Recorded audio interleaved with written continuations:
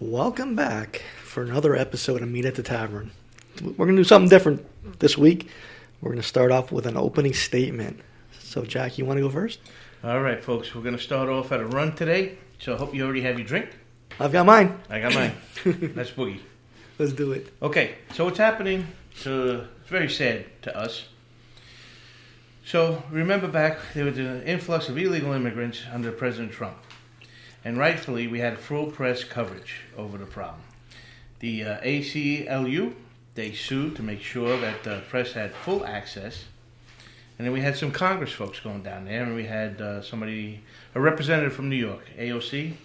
She was down there crying, saying how the illegal immigrants were drinking out of toilets. So, just wondering now, where's the outrage?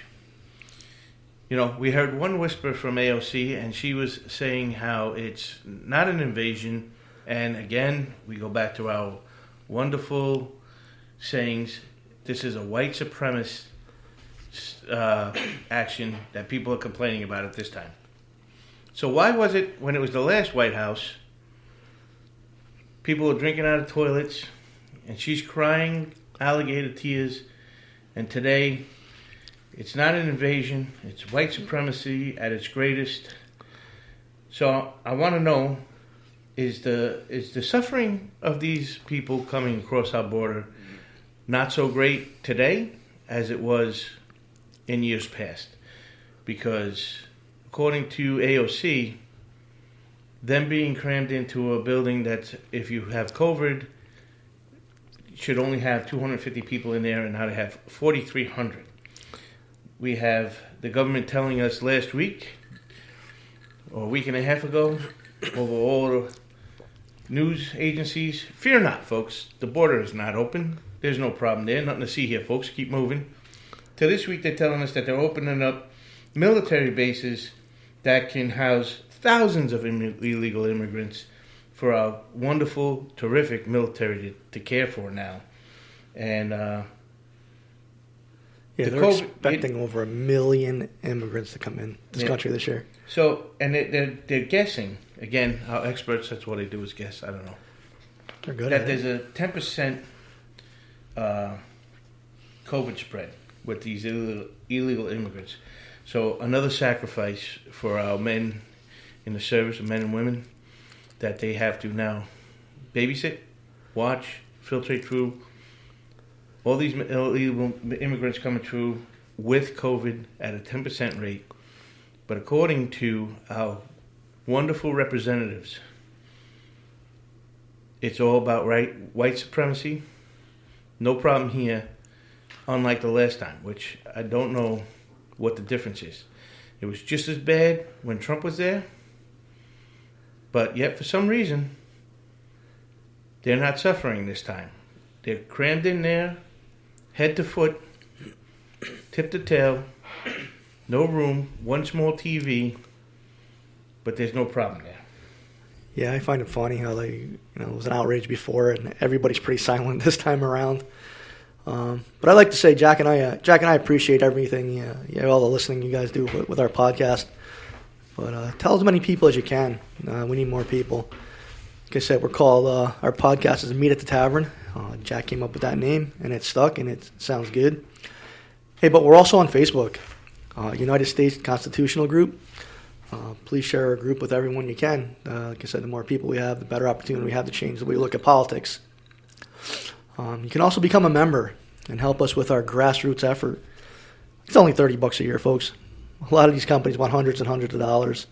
We're asking for like $30 a year to become a member. Like I said, it takes money and people to build something great, and with you we can do that. But half of the money that we raise stays right in the state you become a member of. I mean, we use it to host candidate nights and building our membership. So everything goes back. So we also have an online merchandise store. So show your support, buy some shirts or other items. I have a sweatshirt on right now, and they did a really good job. And again, we appreciate everyone's support. Last week we talked about term limits, and Senator Cruz has sponsored legislation on term limits. It's SJR in the Senate. He has 6 co-sponsors, And in the House, it's HJR. And he has 12 sponsored people. The congressman is Congressman Norman. He sponsored it. He has 31 co-sponsors and 44 people on board. But you need to call or email your congressional members and tell them to support this bill. I mean, I need to see if Lindsey Graham or Tom Rice are on board with this. Jack? Yeah, I saw a young gentleman on the news the other day. He's from New Jersey, and he's running for Patterson District, NJ-9. His name is Billy Prempeh. I'm going to spell his last name in case I'm mispronouncing it. It's Prempeh. And the first thing he said on the news was he wants to get term limits. He wants term limits. That's the number one goal, term limits. And he's running against a 40-year veteran hack. So, listeners in New Jersey, please look this guy up, vet him, listen to what he has to say, evaluate him. The first thing, this was maybe a 3 to 5 minute conversation he had on the news. It was Newsmax he was on, and that was the first thing he had said, was he wants to get term limits through, and he understands that a guy shouldn't be in Congress for 40 years. Yeah, that's ridiculous. And we talked about that a lot last week, these career hacks. That's 20 elections this guy went through. So how hard is he working to get reelected every 2 years? He had to go through 20 elections over the last 40 years. I was 12 years old when that guy got into Congress. Yeah, he don't worry about, the constituents. He just worries about the special interest so he can get back into office by all the money he raises by catering to those people. We'll explain later. Very, very... you'll see why these representatives and senators do not come back to your state. Right. And we have a gentleman there who wants to stand up and tell these politicians that he's had enough. Like you said, 82% of people want term limits. 82%. And yet, we still don't have them. But this man wants term limits. Get him in office. Vet him, talk to him, get him in office. We've heard from all these politicians, like we've talked about it before, deceit and lies. And Jack says that they're hacks. The hypocrisy we hear every day is getting to be way too much. They lie straight to our faces and don't care. So when are we going to stand up and say enough is enough? They're allowed to lie to your face because the press doesn't do their job.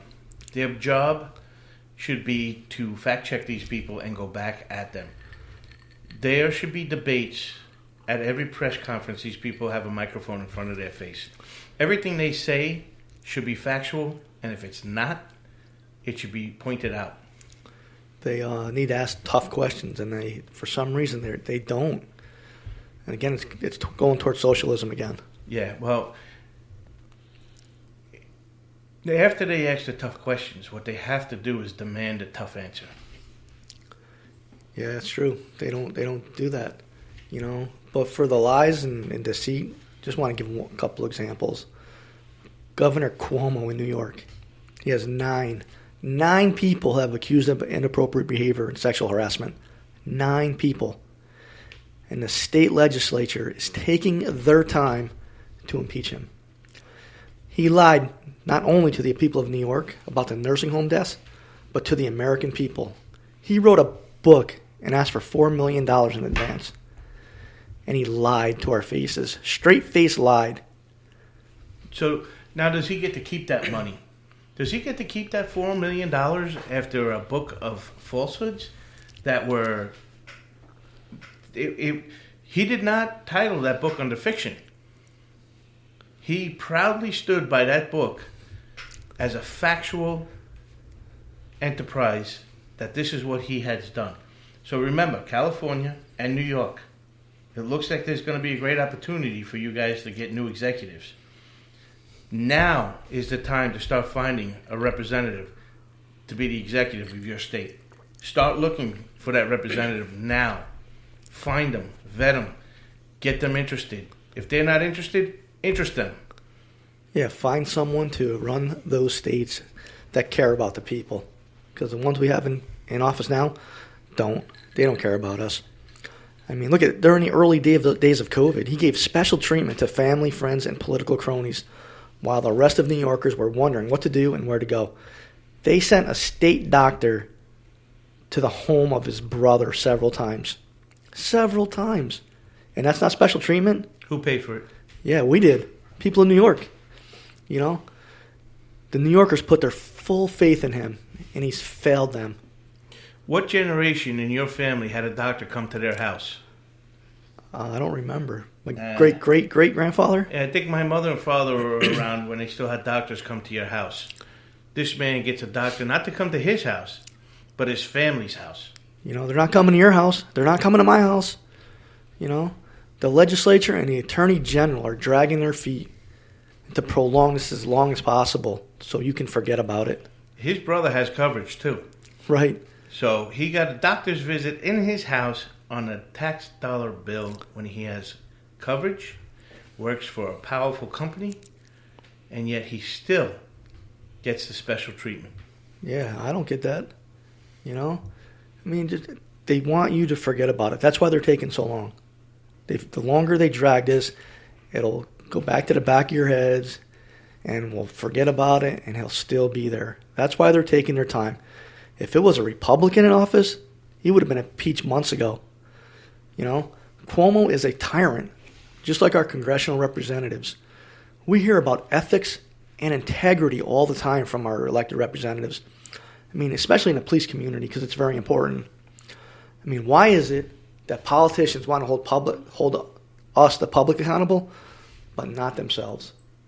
Not themselves, Jack. It's called term limits. And like you said last podcast, if these guys had to live by the laws that they allow to just willy-nilly go down, especially through bureaucracies, those bureaucracies would not be so powerful anymore. Right. So what is wrong with this country? Where did we go wrong? I mean, it used to be that we could find common ground. But everybody's at each other's throats nowadays. It's sad. We fell asleep at the switch. Yeah, I agree. And, you know, we have quite a bit of material. I don't know if we're going to get into this podcast, but it was the beginning of progressivism in this country. Started in 1890 and took full foliage and grew its wings under President Theodore Roosevelt. We will get into that either this podcast or the next podcast, but now it is just rampant. Yeah. So the people in New York need to call their legislative members and demand they work faster and get rid of this guy because he's bringing New York down. I mean, it shouldn't be different when it comes to Democrats and Republicans. Everybody should be applied under the same rule.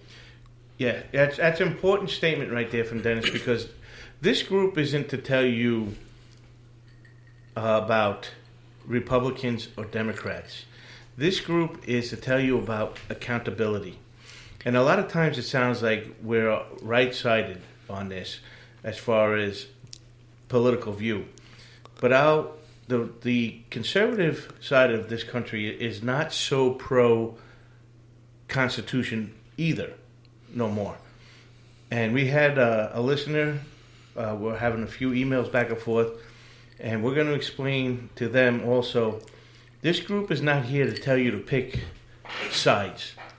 If you support President Biden, he is our president, that's fine. If you don't, that's fine also. But everybody in this country should be holding these people accountable. That should be our new catchphrase, is accountability.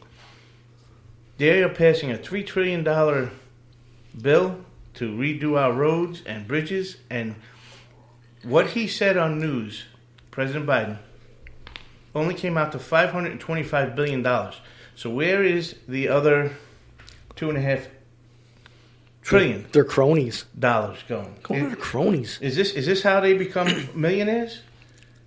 Because everything is so convoluted and confusing, they themselves can't even figure out what these bills mean with all this money.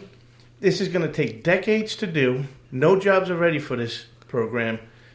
And we can only account for $525 billion of the $3 trillion that they want to pass. You know, hey, I don't dislike Democrats. I don't dislike Republicans. I don't dislike liberals or conservatives. You know who I dislike? Politicians. You know what? We need to bring integrity and ethics back to our leaders because they don't have none. None. Yeah, we were talking about two Democrats last program with West Virginia and I believe it was Arizona.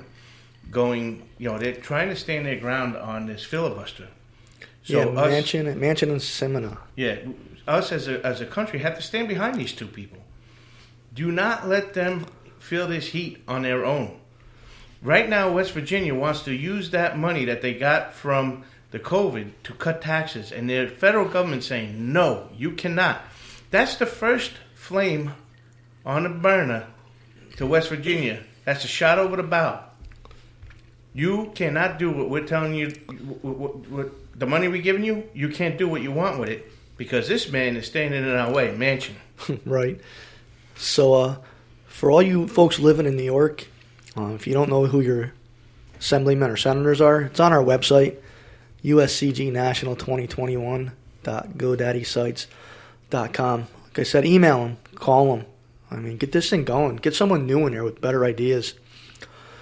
But I don't know if you heard about this one, but the Democrats were contesting the congressional seat in Iowa. Democrat Rita Hart is asking Congress to overturn her opponent, Republican Mariannette Miller Meeks' congressional election win. 6 votes separate them each, but Hart has claimed that 22 votes were not counted. Well, we're going to go over something on that when we go over Article 1, Section 6. It's a huge eye-opener. So when we go over Article 1, Section 6 of the Constitution, I'll refer back to this. This is a big deal.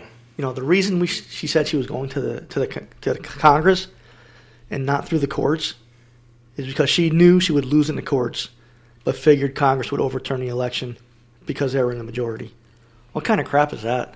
And they can. That's ridiculous. They can absolutely do it. You know, there's no doubt that this election was close. You know, however, the election was already certified with the Republican as the victor. So why would you even, go to court? You know, what aggravates me, and people argue on both sides, it's different from the presidential election. You know, election is election, folks. You know, why is it that when Republicans try and contest an election, they're called un-American and unconstitutional? But when Democrats try and do it, it's okay. It's a fair election process. They're racist, too. Right. Just let me give you a few examples of this hypocrisy. Since 2001, Democrats on 3 separate occasions have contested the elections. 2001, Bush Gore, and Bush won. In 2005, a Republican and a Democrat contested the Bush election. And in 2017, Democrats again contested the Trump election. But in 2020, it's crazy. I don't know what the answer is, Jack. Well, the answer is Bush was smart to go to the courts instead of the Congress. He went to courts first instead of Congress and the courts had him win. When we go over Section 6 in Article 1, you'll see why he didn't go to Congress and how horrible that rule is. You know, contesting the election is not the issue. Hey, it's your right under the laws to contest the election if you feel you were wronged. And you should. You know, I believe every vote should count, and I'm sure you do too. But you can't tell people it's un-American or unconstitutional to contest an election, then down the road contest an election. Yeah, well, can you see the hypocrisy? Well, because, I don't think they think of it as a hypocrisy. They think of it as we don't know and we don't remember. The American people don't know. Do this. The American people, they don't remember 2001, yeah, they'll 2017. Forget it. Everything's on the internet, folks. We're like a bunch of buffoons. Everything's on the internet. You can go back and look up everything they said. You know, the thing is, we need to wake up before it's too late. Before we go to socialism. Before we lose our country. You know, we can't let these people get away with treating us like we're second-class citizens. We're not. We're not a third world country. We're the United States of America, the greatest country around. Yeah, it shows how great this country is because with all the problems we have right now, look at the south border.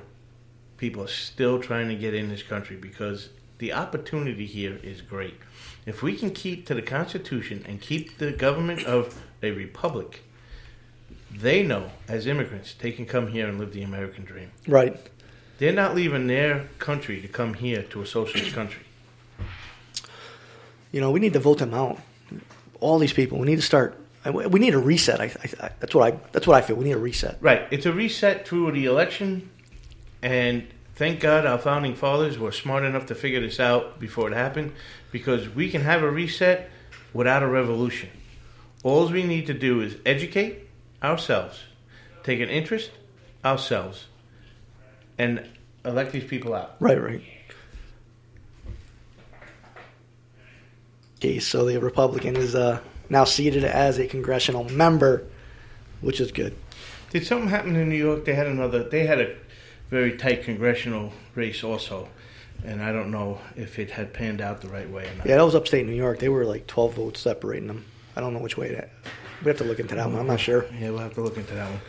Yeah, but the next is Georgia.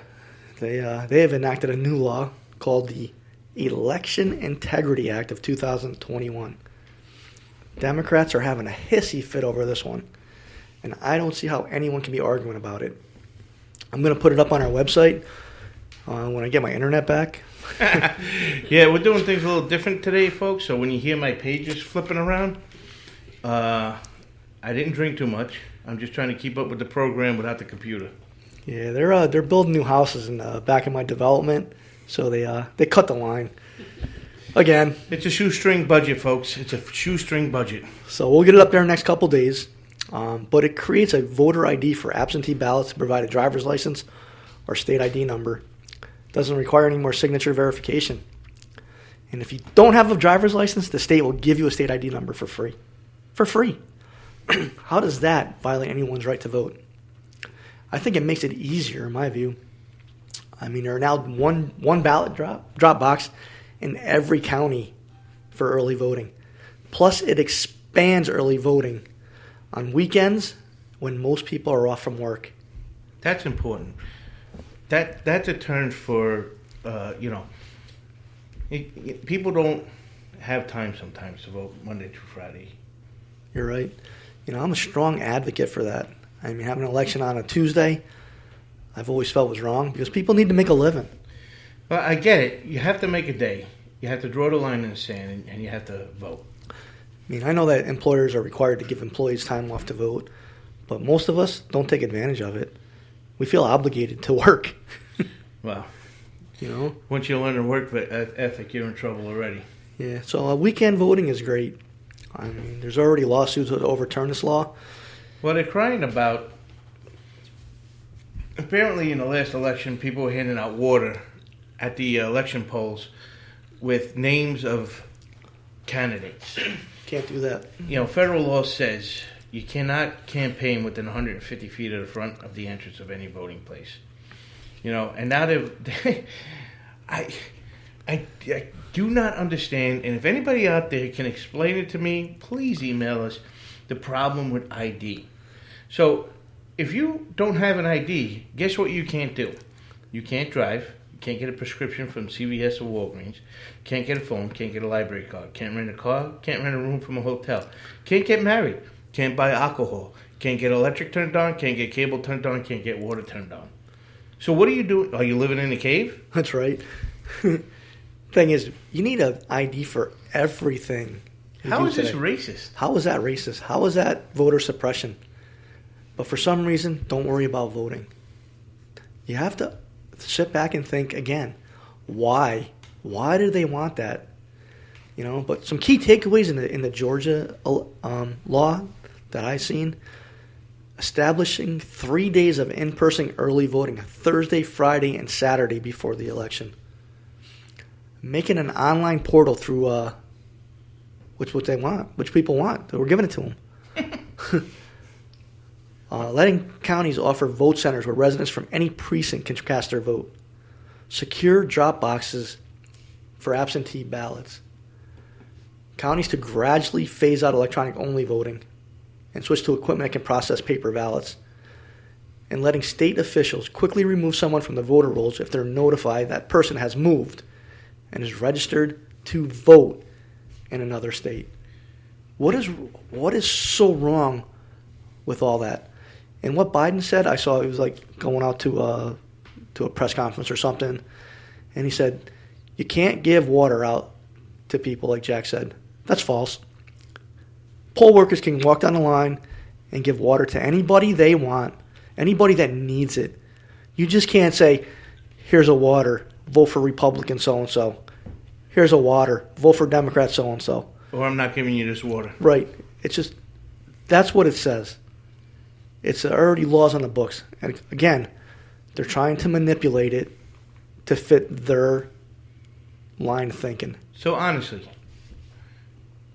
please, if you have a discrepancy on having ID to go vote, you have to explain it to me, because I'm ignorant and I don't understand why to go vote there's an ID check. I don't understand why. I don't understand the quarrel on that. I mean, this should be, voting 101. Who are you? I'm so-and-so. Where do you live? I live here. How do we know? Because it's me? No, it's not because it's me. It's because here it is. The state recognizes me as so-and-so at this address. Right. We have to ask ourselves why. Why is that? Why that is? You can't file your taxes without ID. That's right. You can't get your tax return without ID. I mean, you can't cash that check without ID. This has to send up red flags to people. If it doesn't, there's something wrong with that person. I mean, I'm not the brightest guy around, but this sends up red flags in me. Well, you know what? Maybe if somebody understands why this is a problem, let us know. Let us know, and we will put it on the program. Like we said, we had a listener, and they believe that this $3 trillion is absolutely 100% wholesome. And we're going to respond to that person and explain to them our math figures out $525 billion, exactly what was said.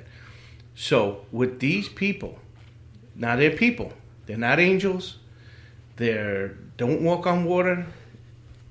Where is, this is a lot of money. Where is the other $2.5 trillion? Right. Where is it? These politicians don't do anything unless it benefits them. You know that. We've seen it every day. I mean, don't drink their Kool-Aid, people. It's sour. Their Kool-Aid is sour. Not for them. Yeah, it's nuts. I don't know. We need to hear from people out there in all different parts of the country, because these issues aren't just South Carolina, or they're just not just New York. They're not just Georgia. They're all over the country. I mean, so let us know what's happening where you live. I mean, yeah, if you see we're off base, let us know. Yeah, we'll correct ourselves. We'll correct ourselves. We'll explain why we see it that way. We're two average guys, just got fed up with politics. Yeah, we don't know a lot. We don't know what we don't know, and but we do know one thing: we're tired of politicians stealing. Republicans and Democrats. We demand accountability. We demand term limits. They all leave office as a 1%er. You got that right. I said last week about a Texas legislator who was supposed to be proposing a bill to finish the border wall. Right. Still haven't heard back from him. Right. Still. I mean, maybe it was all talk, and he wasn't going to try and make it a reality. Again, these people play into our emotions and will say anything if they feel help them get them reelected or elected.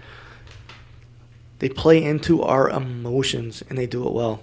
Well, that's what happens. When you rule by emotion, you bring everybody along with you. Right. So keep your emotions, when you're listening to this podcast and these programs, leave your emotions out. Just think about what we're saying and try and comprehend what we're saying, and then prove us wrong. Show us where we're wrong, because that is good. If you show us that we're off base somewhere, let us know. Let us know so we can look. Again, it's just the two of us. I just got my sister Margaret. She's going to take care of the Facebook. Thank you, Margaret. And my brother Tommy and my brother Mike, my son Jack. These are the people we have that are helping. And we got Stacy. Stacy's our secretary. Yes. And we got Phil and Paul. They're in charge of events and fundraising. But, hopefully soon we'll be having a golf tournament here so everybody can get out and enjoy the day. But if we're off base somewhere, let us know. Yeah, we don't get mad. We go. Whoa. We can debate. We're adults. You won't hurt our feelings. Not at all. You'll actually help us. We'll understand better. Yeah, we want to get better, and we will. We will correct that. I also told you that I emailed Tom Rice, our congressional legislator down here, about the $86 million deal that Biden was going to give hotels to house migrants. Yeah, I think Tom Rice is a representative from South Carolina, and all his email goes to spam. Yeah, I still haven't heard back from him. So I looked up Tom Rice, see what kind of legislation he sponsored, and I came up with 7 things he sponsored. How long has he been in office? I'm not sure about that one. I don't know.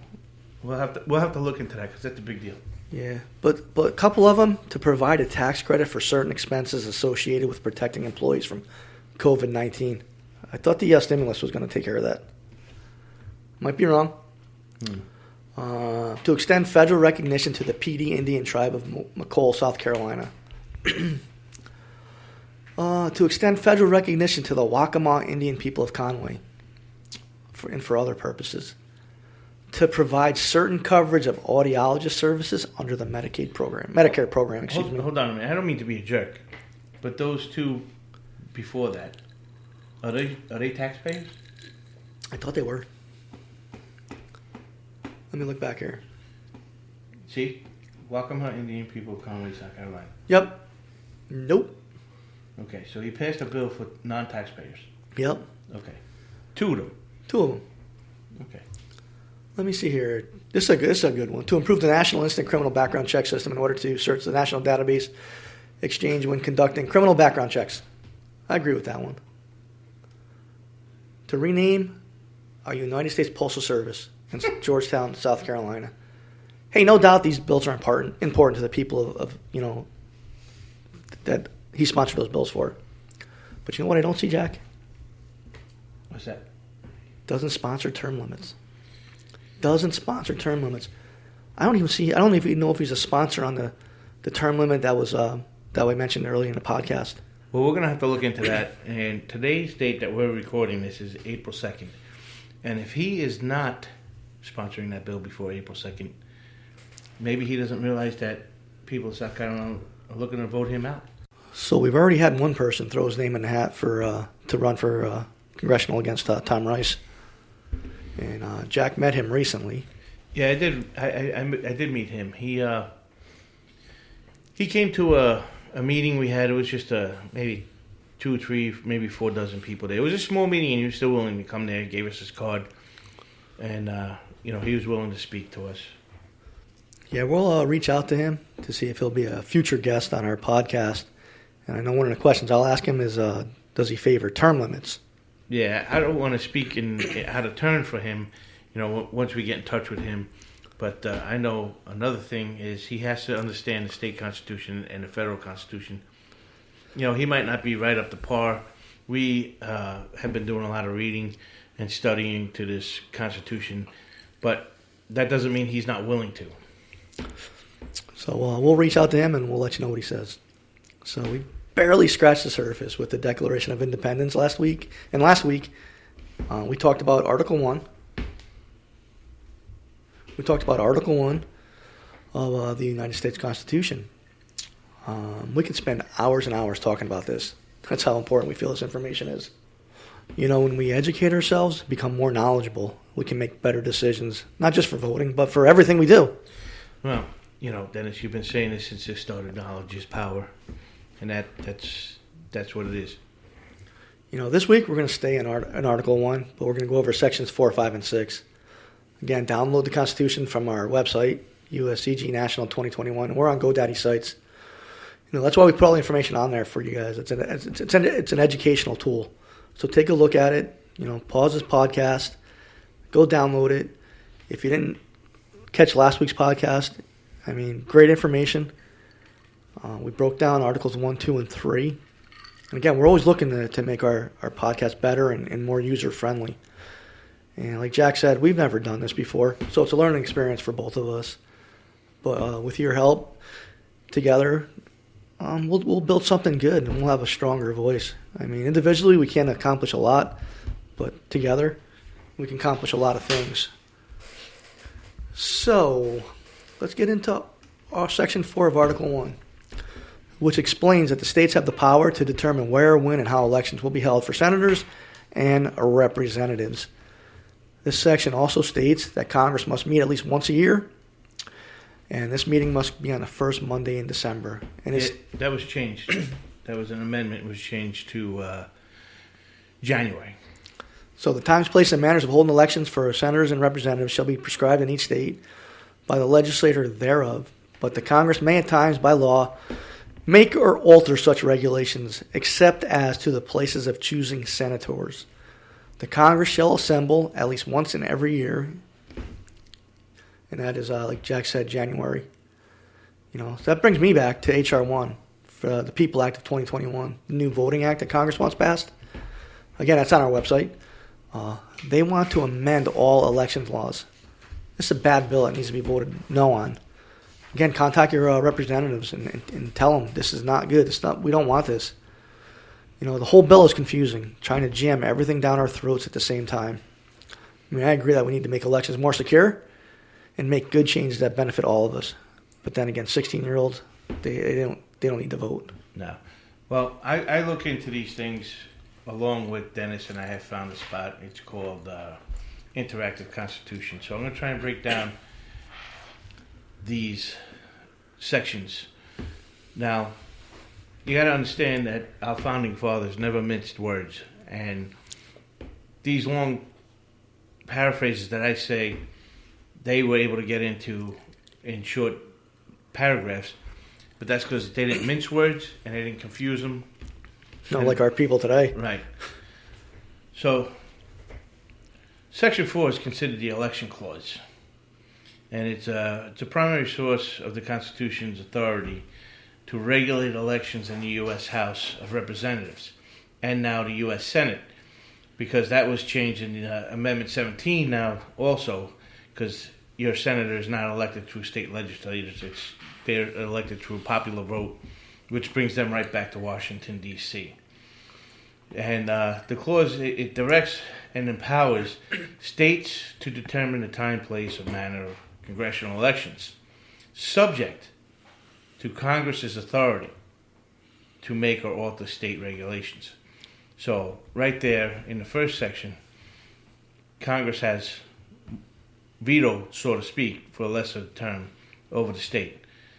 So, whenever a state enacts a law relating to a congressional election and now also a Senate, it's exercising power under the election clause.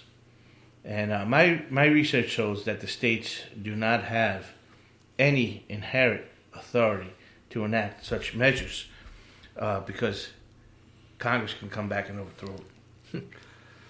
So, Section 5. Well, I got one more thing. Got one more? Yeah.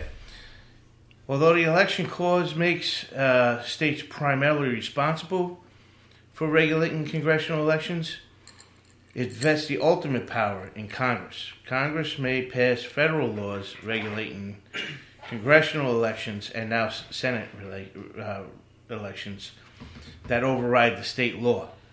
And but the only saving factor he has is that fundamentally neither one of the states or the federal government can pass a law that violates other constitutional provisions. We've like I said, we put HR 1 up, and it shows you how confusing that the laws they write to make us. If you don't have a law degree, you're so confused, and it's crazy. But Section 5 of Article 1 talks about how the procedure should be for each House of Congress. It includes the qualifications of members, the rules they must follow, how to keep records for what happens, and how a House can adjourn. And again, this gives Congress the power to govern itself. And that was because of the Civil War. And the Senate was disputing about sitting senators from Confederate states. So that's a big topic right there that we'll have to go through on that day. Today, it's used when a challenge to a state declared winner. So if they lose, they can petition to the House they were running for. So if they were running for a representative, and they can decide, they can decide the outcome. So if you're running for, like what we were saying that one in Iowa, if they had gone to the House of Representatives, the representatives could have decided who won that election. And here's the kicker. They are immune from judicial review. Right. So if Nancy Pelosi had taken the side of that Democrat that felt that she didn't have 22 votes counted, and she put it to a vote and said, that's it, she's going to be the representative, that Republican representative could not have taken that to court. That's why Bush was smart to go to the courts first, not to Congress. Senate Rule number 22, it's a rule that establishes the 3/5 rather than a simple majority. We've been going over that for a long time. And the third clause in Section 5 is transparency. So this is the cornerstone of democracy. So what happened here with Iowa, you have to have transparency for it. So it was, apparently Nancy Pelosi decided that these 22 votes were not really there. And she could not win unless it was an uproar totally against the Iowa people. They elected this Republican. There was no 20, in my view, there was no 22 votes that weren't counted. Or otherwise Nancy Pelosi would have used this, and it would have been done. We're for all about fair elections. Again, if you feel you were wrong, go through the court system. Don't try to bypass the court to have the Congress overturn an election. It's not right. Well, apparently she didn't have that 22 counts. Right. She was wrong. There was not 22 two votes that weren't counted because Pelosi, again, California, let's start getting some representatives in there that are honest. See, my thing is the hypocrisy all the time. I mean, it's got to end eventually. I mean, well, it will if we get enough people. The American people listen to this program and join our clubs and start their own clubs and do what they need to do, we'll have a good republic again. And again, if you're against this Constitution and you're against this type of government, let us know why. Give us your reasons. And give us your alternative. What is better than what we have right now? Because if you have something better than this government right now that we have through this Constitution, you have put years of work into it. You have worked years and years and years into this philosophy, this way of thought, and we'd like to know about it. Right. Hey, we're looking for people that want to start their own Constitution group in their area. We're looking for state chairman. We're looking for county chairman. Just reach out to us on our Facebook or our webpage, and Jack or myself will get back to you. Sorry, trying to keep my coronavirus to myself. That's okay. We get it. Section 6 of Article 1 looks at the privileges, restrictions, and compensation. Very important. Of anyone who is a senator or a representative. They get paid by the Treasury, and this is a big one for me. They can't be arrested unless it's for a felony, treason, or breach of peace. They can't be arrested to or from going to work or going home from work. They also cannot take an office in the executive government while they're still in Congress. That sums it up. I mean, it's a lot longer than that, but we'll leave it at that. Well, I got a huge thing on that. This Section 6 is it's humongous. And again, I looked on that website, Interactive Constitution, and Congress gets paid by the Treasury of the United States, not the state that they represent. So this shows that they are an officer of the federal government, not the state they are from. So South Carolina elect all our representatives and all our state senators but they are officers of the federal government. And that's why they don't come back to the state anymore, because they don't need to. They don't need to come back, and that's why the Amendment number 17 is so important to get back into the states.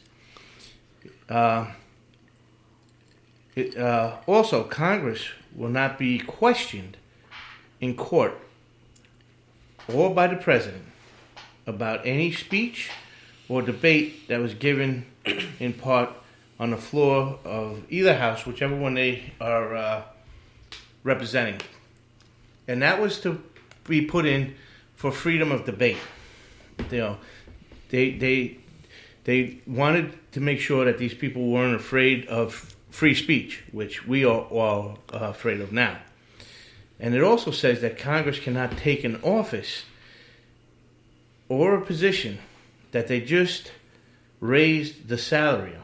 So this happened a couple times in history. Nixon tried to get Attorney General, I think he was Senator Sexby, to be the Attorney General. So it just so happened that this guy voted to raise the salary of the Attorney General. So if he was to take that position, he had to take it with the former salary before he voted on it, and they let him do that.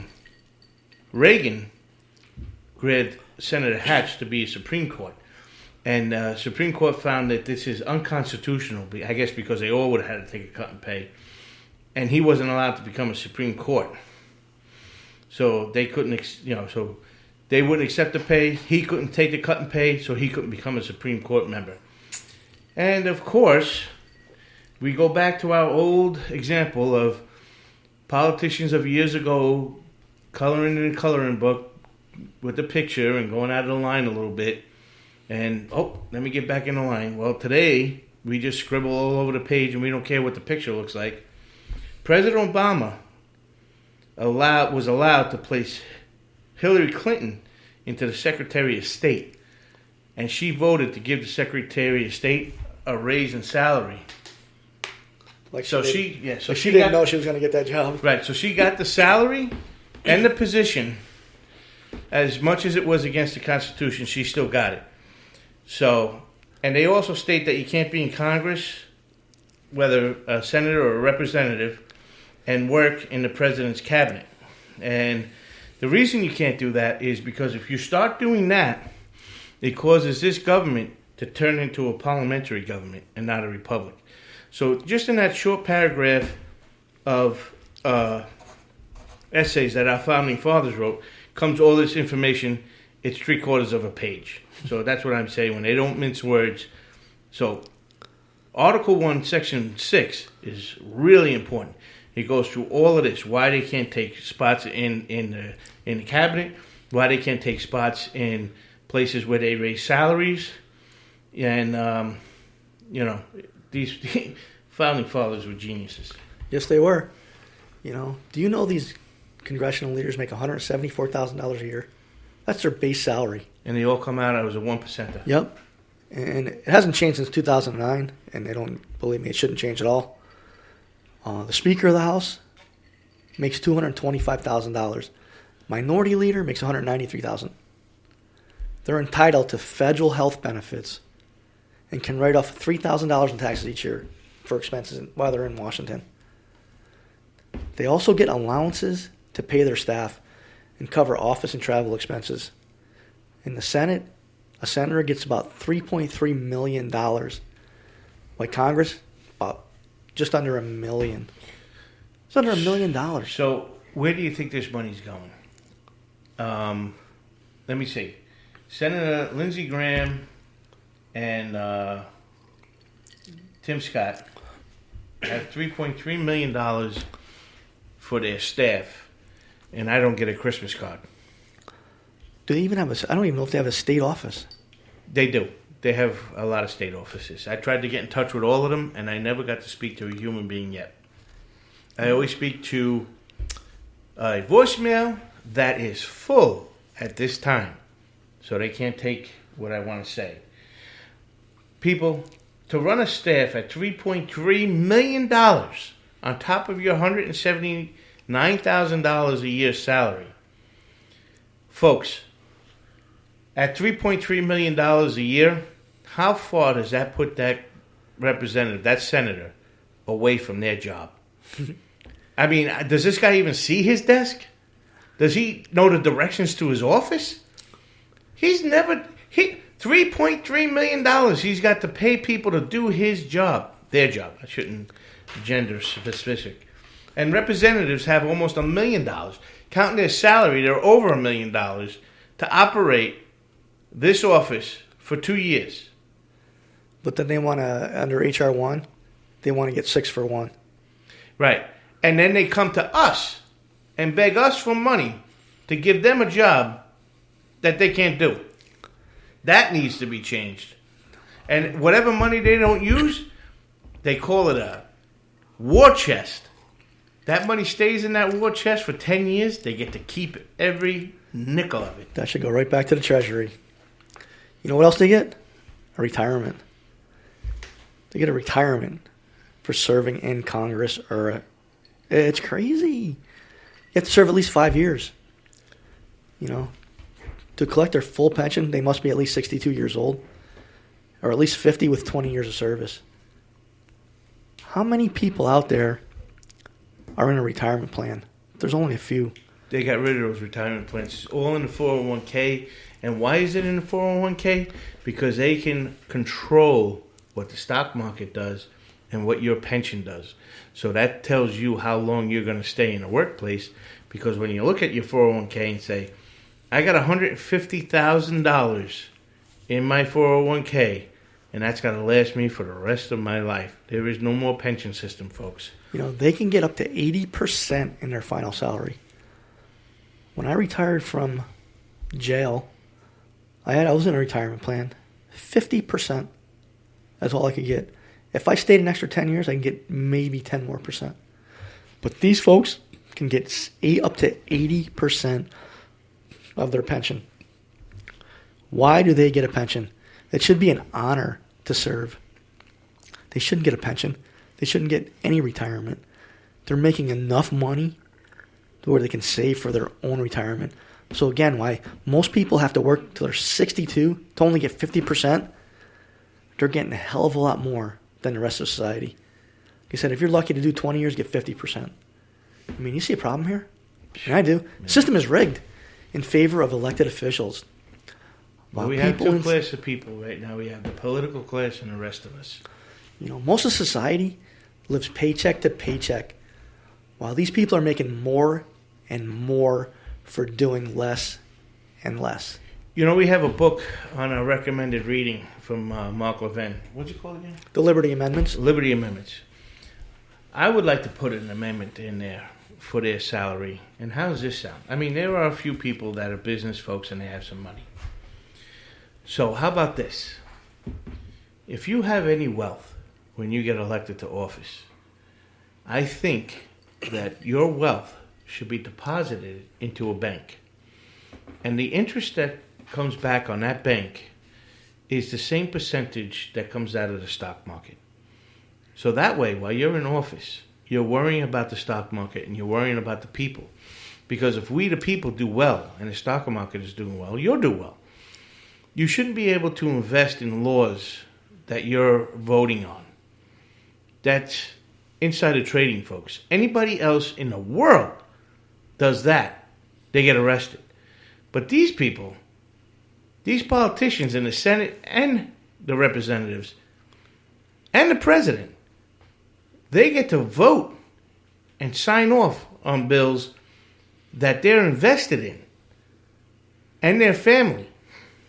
So they should not be a part of any investments. There should be no blind trusts, nothing like that. They should be in a bank account that receives an interest rate of whatever the interest rate was of that stock market for that year. So if the stock market lost 3%, well then your wealth that you went into office with lost 3%.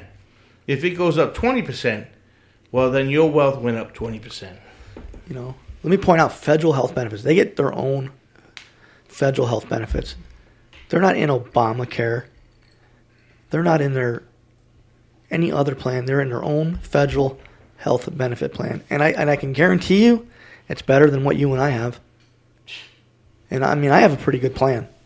Listen, Dennis, we are fortunate, all right? We've been very fortunate. We are very fortunate in life, and I'm not going to say no. Because, again, at 50% rate of whatever you made is light years further than anybody else. And the reason why we got that was because we had a government job. That's right. We had a government job. But years ago, there was a lot of companies that had the same type of pensions. And unions had taken care of them. But I feel that some of them may be a little corrupt, but we'll get that into another day. I can't say certainly. I mean, that's just an assumption, and we try not to assume things on this program. But for the average person to walk away from their career and get 50% of their pay, we are very fortunate, you know. But you had to work for it. I don't feel that these representatives, that these people in Congress, I think their job is the easiest job in the world. They sit behind a big desk. Talk to people all day. $3.3 million in one and $900,000 in the other house to spend other people's money. Go to cocktail parties at night. Right? I mean, you sit there all day and say, how am I going to spend these people's money? And it goes back to what Tucker Carlson said. Why are you collecting taxes anymore if everything you need, you print the money for it anyway? That's right.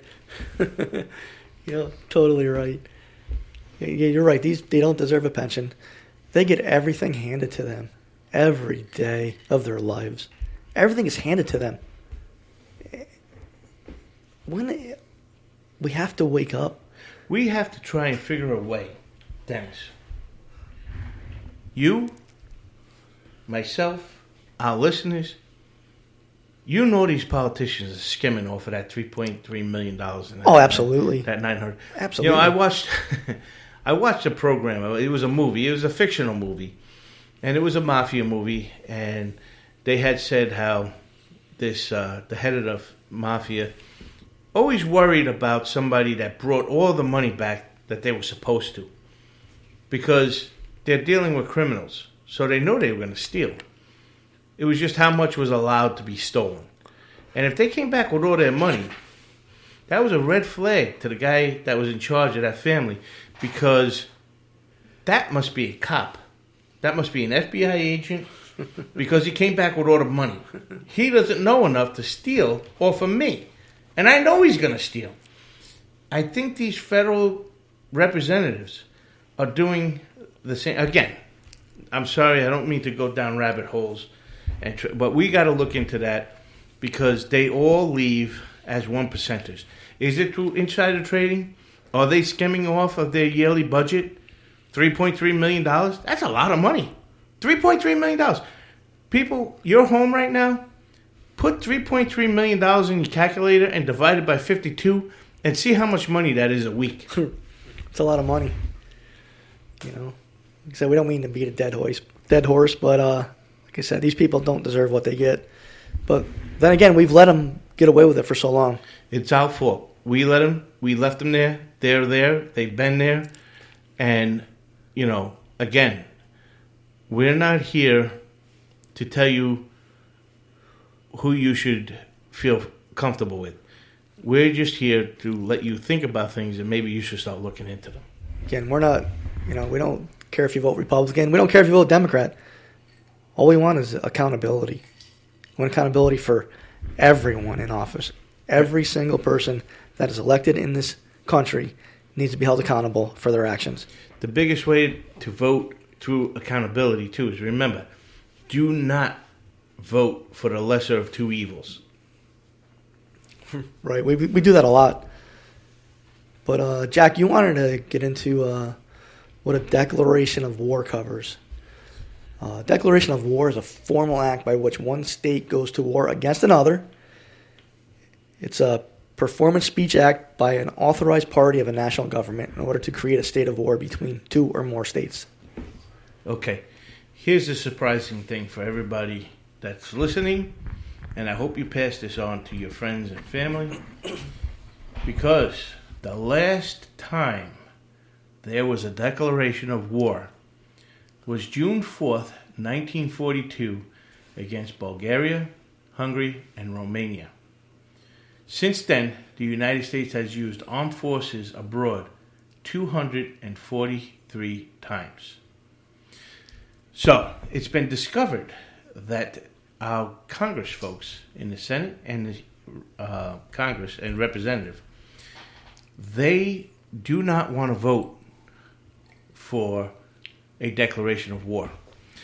They would rather not vote for a declaration of war, even for a popular war that they know that they can win. They just don't want to vote for a declaration of war. So when a president asks for the power of military might, they say you can do it under these circumstances. And they give him what he's allowed to do.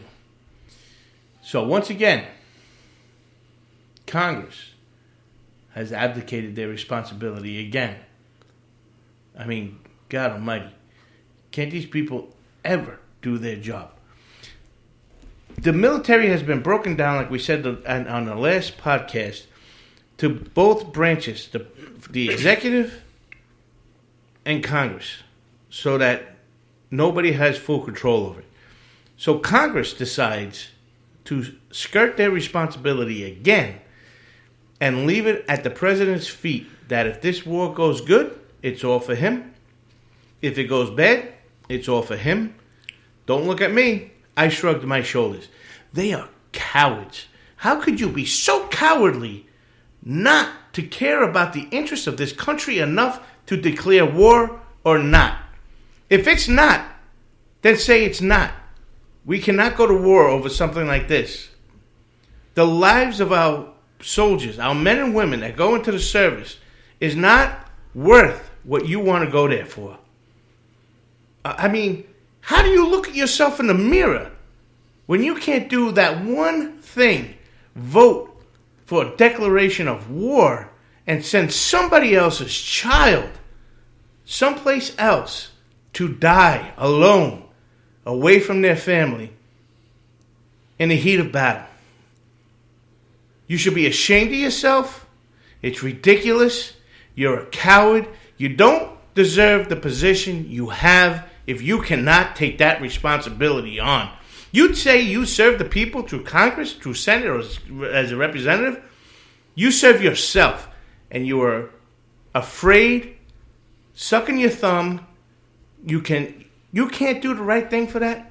243 times you sent our soldiers into the battlefield, and you didn't have the nerve to say, yeah, this is a declaration. I'm sending the troops there. Godspeed, guys. Come back safe. Come back whole. Shame on you. This is why nobody likes you. I think when they look in the mirror, they say, mirror, mirror on the wall, I'm the greatest of them all. That's what they actually, I feel that's what they actually think. But the president does not have the power to declare war. Under Article 1, Section 8, Congress has the power to declare war. The president doesn't. And even when a surprise attack by the Japanese at Pearl Harbor, FDR went to the Congress for a declaration of war. He did not simply send American troops into battle against Japanese because he knew he didn't have the authority. The Constitution out of the lines again. Right. The Constitution gave him no such authority. That's why he went to Congress. You know? You are so afraid of losing your job that you can't vote for a declaration of war when this country is in trouble because it might not be a good war. Let me tell you something. We may win the war if you stay your nose out of it. If you just vote for the declaration of war and let our generals and the professionals take care of the war, and you go into a war to win, maybe you wouldn't be so scared of losing your job. I mean, you can't vote for a declaration of war because you might lose your seat? These people are going to lose their life, their limbs, their mind. But you don't want to vote for it. You don't want... And you go to sleep at night knowing that there's men and women out there coming back with demons and missing limbs and can never be the same again, but you kept your seat. You know, since 2001, we've had ongoing war on terrorism. which is a separate entity all in itself. I mean, how do we declare war on people from another country when that country stated they have no idea that this attack was going to happen or had any idea there are people planned in that? I mean, I said this before, I said it last week, we needed to act, and we did. But how do you declare a state of war on a specific segment of society? There's bad people all over the United States, gangs, you name it. I mean, do we declare a state of war on them? I mean, they're doing away with the gang unit in Los Angeles. Yeah, but they're keeping homicide. Right. So if you die, you'll be all right. I mean, I looked up an article by Richard Jackson called War on Terrorism. It's a term used to describe the American-led global counterterrorism campaign, launched in response to the terrorist attacks of September 11th. The war on terrorism was comparable to the Cold War. It was intended to represent a new phase in global political relations and has had important consequences for society, human rights, international law, cooperation, and governance. One of the laws passed in the war on terrorism was the Patriot Act and the formation of the Department of Homeland Security. The Patriot Act was signed by George Bush in 2001, expanded the search and surveillance powers of the federal government. But you know what? They didn't leave it there. They still do it now. They're following American citizens. Why? Look what they did with President Trump. So they don't get voted into a president. Yep, you're right. They look at our telephone communications, electronic informations. They look at everything.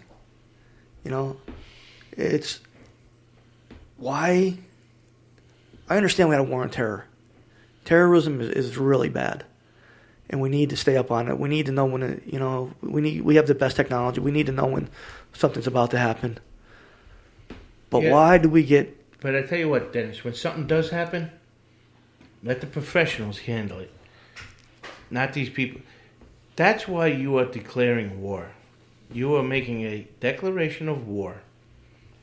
Now, once you declare that war, the President of the United States has control of all of the military now, of all of their plans and procedures, whatever they're going to do. I don't know the technical word for it. I said it last podcast. So you're free and clear. Now you can conduct the business of the United States. You declared war, you voted on it, let it go. Now let the people that are supposed to conduct the war conduct it. I mean, if they violate the Geneva Convention, they're in trouble, not you. Stop being a coward. If we need to get rid of terrorism, then declare war on terrorism and let the professionals. Now, if the professionals feel that the CIA has to help them because it's intelligence, then let them.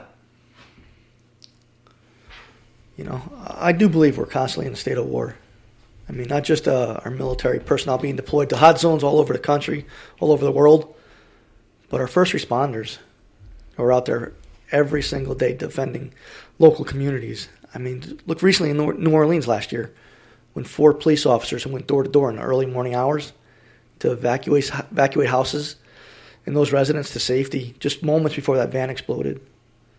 I mean, that's a heroic act to save. No civilians were hurt. It's people like them all across the country that are on alert to stop potential terrorists from causing harm to our citizens. Well, that was September 11th. September 11th had every first responder was at ground zero on the next war. That was never declared. Right. And those casualties were casualties of war. You know, I don't think our elected leaders really care about the welfare of the public. They only care about the National Guard soldiers protecting them around the Capitol building. They don't care about them either. They're sleeping in the garage and using a porta potty while they go work out in their luxurious gym and take showers and go to the cafeteria and go to their office with a beautiful fireplace and who knows how many rooms are in their office. I mean, the building is a monstrosity. You know what we should look into? How many miles of fences around one building in Washington, D.C.? You know, but we're going to wrap up our podcast here. So, Jack, you have any closing arguments? I have one thing I'd like to say. Let me see if I got it here. Sorry, folks. Again, my internet's down, so I can't scroll. So So my brother had asked a question, and I thought it was pretty intriguing, and I'm going to use it for my conclusion of this program today. Every world power had fallen out of prominence after losing their morality. So I want to ask you today a question, and please get back to me and with your answer. Is society replacing good and evil, good versus bad, with them versus us? And what I mean by that is, you could commit a certain crime, no matter how sinister it is. It's okay if you're us. Like, for an example, Cuomo. Between the nursing home crime and the sexual harassment crimes. Is it okay for him because he's one of us? But if you're one of them, you will be prosecuted.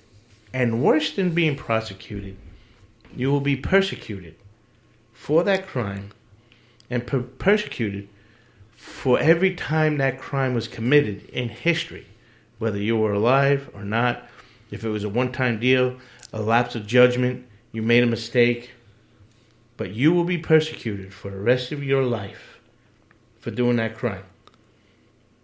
If you don't believe that we're losing our morality and it's being purged from our government, I was watching C-SPAN and there was a representative, I forget where he's from, and he was praising the Word of God. Immediately after he was done speaking, Representative Nadler got up to speak. And the first thing he said was, there is no room in this chamber for the Word of God. Let that sink in for a minute. So, come on, New York. Is there no way in the borough of Manhattan that you can find a better representative than Nadler?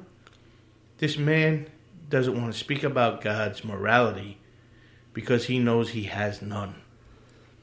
Yeah, we talked about socialism and Saul Alinsky, and part of that is removing religion from the government. So again, think about that. But we have an important job ahead of us, Jack. We have to let people know that we're all in this together.